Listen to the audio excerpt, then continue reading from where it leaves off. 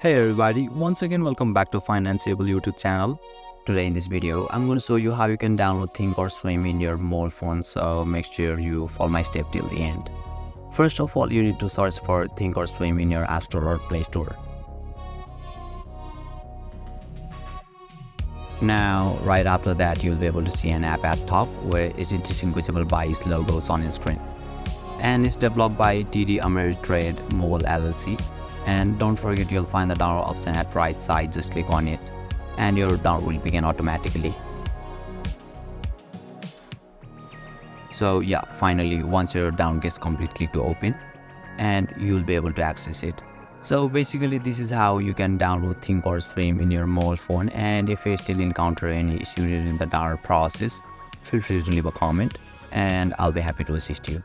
If you found this video helpful, please give it a thumbs up, and if you are new to this channel, make sure to hit the subscribe button and set the bell icon to on so that you can stay updated with our latest content. Thank you for watching and I'll see you next time.